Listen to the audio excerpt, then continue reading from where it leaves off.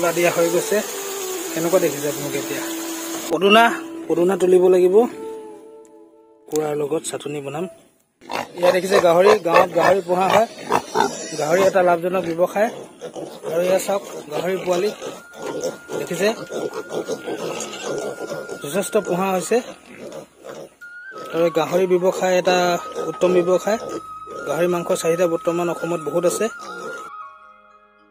কণ জলকীয়াতকৈ অলপ ডাঙৰ এই জলকীয়াবিধো খাই বহুত ভাল লাগে আমাৰ গাঁৱত খুব পোৱা যায় মধুসোলেং আৰু নলটেঙা মাছৰ লগত বনোৱা হ'ব চব গাঁৱলীয়া খাদ্য প্ৰস্তুত কাৰণে লগতে আছে আপোনাৰ দেখিছে নহয় বিলাহী কণ বিলাহী গাঁৱত আমি এইবোৰে খাই জীয়াই আছোঁ আৰু আমি আমাৰ পইচা নাই শাক কিনিবলৈ 100 টকা 200 টকা দি বহুত দাম হৈছে বৰ্তমান হৈছে ব্ৰাহ্মী শাক খালে মানে দিমাগ বাঢ়ে বুলি কয় এইবোৰ দেখিছে নহয় পদুনা চাটনিৰ লগত মিহলাই দিম এইটো হ'ল মছলা পাত অকণমান দি দিওঁ ভাল লাগিব ধনিয়া বঙালী ধনিয়া বুলি কয় কিছুমানে দেই বন্ধুসকল শুনি আছে নহয় এয়া চাওক খাম দেই বিশেষকৈ যদি নিহাৰে চাই আছে মই কৈ আছোঁ কঁঠাল খাবলৈ ভয় এটা লাগে বুলি এটা বৈ শেষ হৈছে এতিয়া কঁঠালটো আমি কাটি ধুনীয়াকৈ চব্জি বনাম এয়া চাইছোঁ মাছ এইখিনি হ'ল মাছ বনাবলগীয়া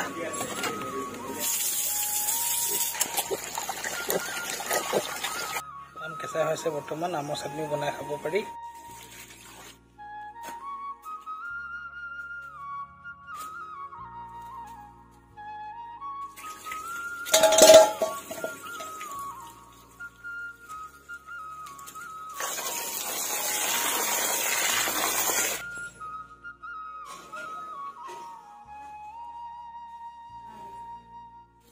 জুই জ্বলোৱা হৈছে কঁঠাল বইল কৰিব লাগিব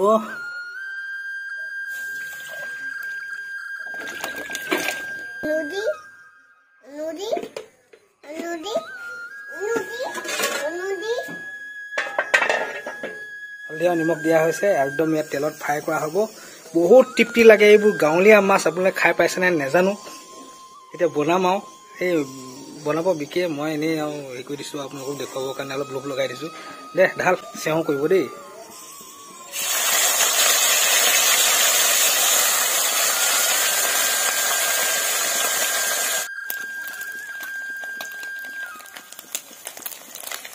ধুনীয়া ৰং উঠিবলৈ আৰম্ভ কৰিছে এইখিনি এতিয়া উতলি হৈ গৈছে অলপমান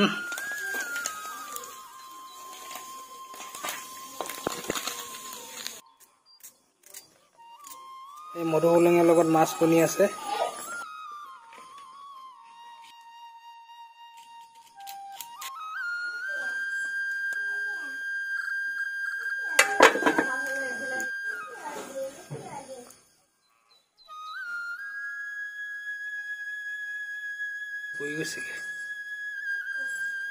এয়া হ'ল ঠেকেৰা পানী গৰমৰ দিনত খাবলৈ ভাল এতিয়া খাব লাগিব এতিয়া অলপ খুজি ঠেকেৰা পানী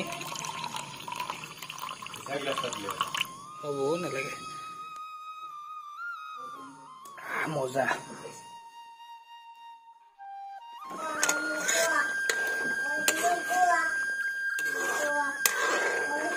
আমাৰ কেঁকুৱা হৈ গৈছে ইতিমধ্যে মাংসৰ লগত বনাম কঁঠাল কেঁহি গৰম হৈছে পদুনাৰ পৰা আদি কৰি যিখিনি তুলিছিলোঁ সেইখিনি মিক্সাৰত দি দিয়াৰ লগে লগে আপোনাৰ কেঁকুৱা চাটনি তৈয়াৰ হৈ যাব যি আছে দি দিব আপোনালোকে আমাৰ ওচৰত এতিয়া ৰচুনৰ পেষ্ট আছে ইয়াত কৰি থোৱা আছে এইখিনিকে দি দিম মই হাতেৰে কৰি দিছোঁ যতন আছে যদিও ভিডিঅ'টো কৰিবলৈ দিগদাৰ আছে এখনতে ধৰি আছোঁ কাৰণে দি দিছোঁ অকণমান তাৰপিছত আমি মাংস ঢালি দিম মাংসত একো মিক্স কৰা নাই বৰ্তমান ডাইৰেক্ট আমি সিজি থাকোঁতে মিক্স কৰিম কিমানখিনি মছলা দিব লাগে কি দিব লাগে সাধাৰণতে মই নিদিওঁৱে আপোনালোকে বেয়া পাব বুলি মই দি দিম আৰু কিবা কিবি এতিয়া মছলা পেকেট এটা আছে ৰেড চিলি আছে ফ্লেমটো কমাই লৈছোঁ আপোনালোকে কমাই ল'ব নেক্সটে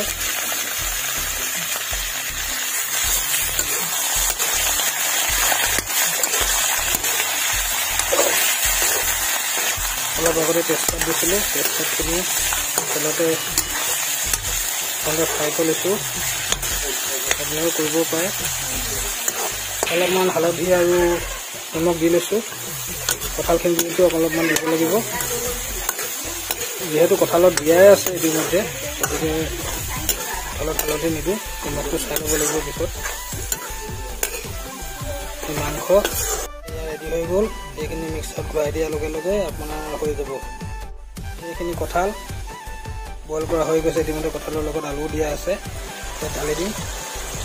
তাৰপিছত আপোনালোকৰ কঁঠালৰ লগত মাংসৰ চব্জি হৈ যাব। মছলা দিয়া হৈ গৈছে। কেনেকুৱা দেখিছে আপোনালোকে এতিয়া? মছলা দিয়াৰ পাছত এনেকুৱা ৰং হৈছে। এইখিনি দিবলৈ এতিয়া বাকী আম অলপ দি দিয়া হ'ব। আমটো পকিছে, তথাপিও অকণমান দি দিলে ভাল লাগিব, টেঙা টেঙা লাগিব। আমো দি দিছোঁ চাটনিত। আমি এতিয়া লাহে লাহে কঁঠাল দিম। একেবাৰতে দি দিব পাৰে, কিন্তু মই লাহে লাহে দিম। সেই অলপ অলপকৈ অলপ দিলোঁ, মিহলাই দিলোঁ। ঠিক আছে, আপোনালোকে নিজৰ মতে দিব পাৰে, একেবাৰতে দি পিনে মিহলাব পাৰে। মই অলপ অলপ দি মিহলাইছোঁ। অলপ অলপ দি মিহলা হৈ গ'ল। গোটেইখিনি দি দিব কম পৰিমাণ কৰাৰ পিছত। তাৰপিছত আপুনি ধুনীয়াকৈ এনেকৈ মিহলাই দিব।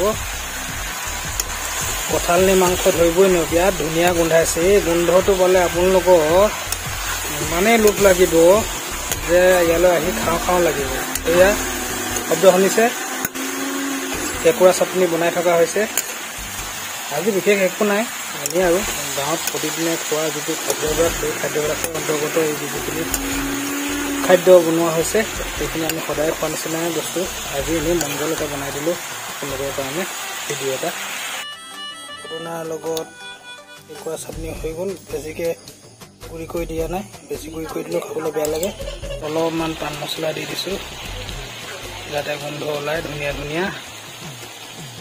পাণ তামোল খোৱা মানুহসকলৰ বাবে খুব ভাল মছলা এইটো, পাণ মছলা বুলি কয়। অকল গোন্ধটোৰ কাৰণে দিছোঁ দেই, আৰু মজা লাগিব খাই।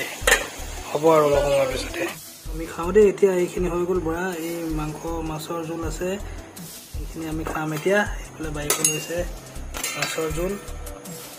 এতিয়া খাওঁ। এখন হাতে ধৰি ধৰি খোৱাটো দেখুৱাব নোৱাৰোঁ, গতিকে ইয়াতে সমাপ্ত কৰোঁ।